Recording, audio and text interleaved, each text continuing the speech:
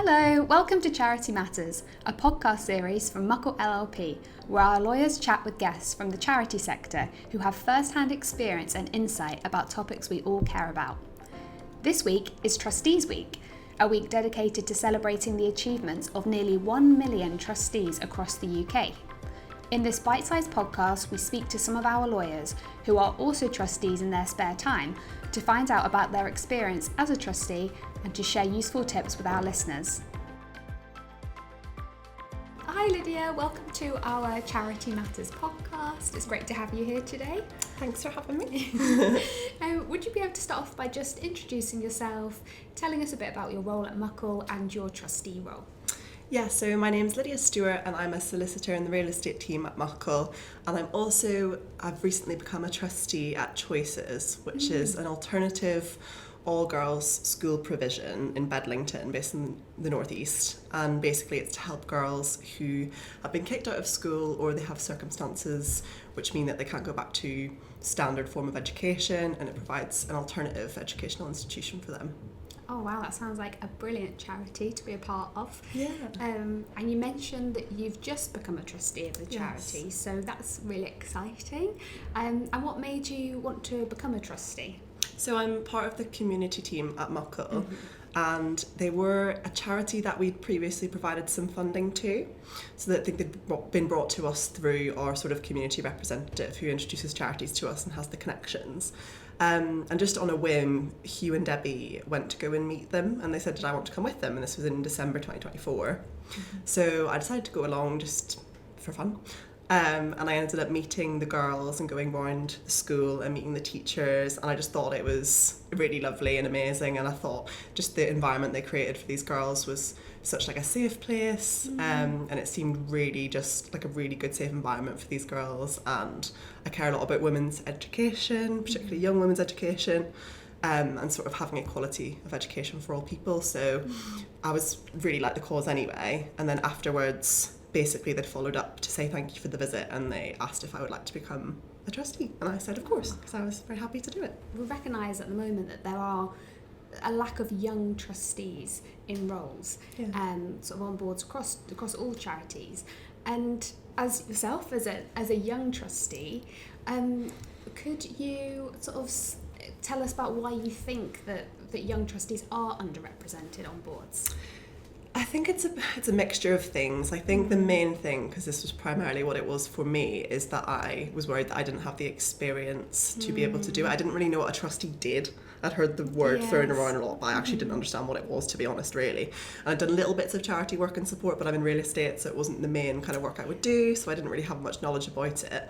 And yeah, I think I just assumed that I would need to have a lot more knowledge than I did. But actually, I had a lot of talks with Hugh in the team, and he basically had said that it's more about bringing sort of a new perspective, bringing different ideas. You know, we're not giving legal advice, that's not the job, it's just being a sort of sounding board. And I said, oh well, I have opinions and I have thoughts on things, so I was like, actually I could give it a go. So I think it's like lack of knowledge and probably like lack of awareness of the roles. People don't know about them probably as well. No, I agree, and there's, like they say, there's that perception that a trustee is someone who's older with more experience, and that is just sort of a perception that people have. So what do you think that charities can do to help break that perception and really encourage young people to become trustees of their charities?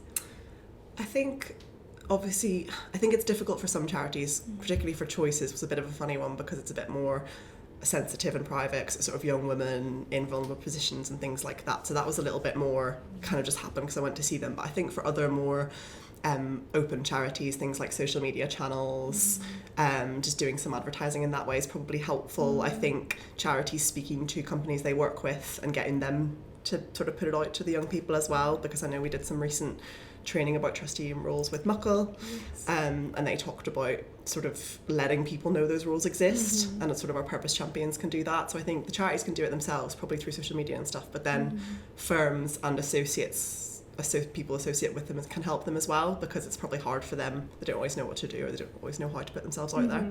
So probably a bit of a mix of getting support and doing what they can themselves on social media and stuff, I would say. So using those channels to really reach that sort of younger audience and to take on those roles. So just to finish us off, would you be able to talk to us about your top tips, what you would give to someone who might be considering taking on a trustee role, not sure whether they've got the necessary skills and experience to put themselves out there? What sort of advice would you give to them?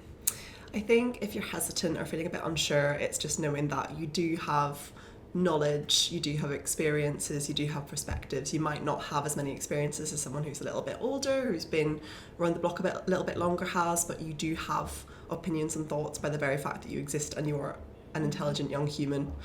So I think it's remembering that and not feeling like you're at a disadvantage because you don't have as much time in the world, just you being you is enough. The second point I would say is maybe finding someone who's been a trustee for a longer time will be helpful. I'd mentioned that I spoke to Hugh about it, and he was really comforting and he helped put me at ease. Because he's had a lot of experience, he was able to give me some advice and sort of make me feel relaxed about going for it. And I think the third thing would just be to pick something that you care about, because that's the easiest way to, in my opinion, to become a trustee, because it's just very natural.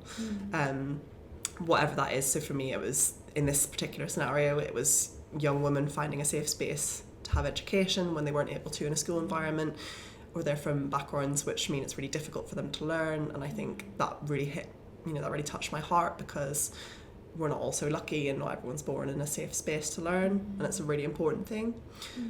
So yeah, it's just finding something that you care about, your passion, just think about what you care about in your day-to-day life, and then I think there are so many causes out there, you'll be able to find something that you care about.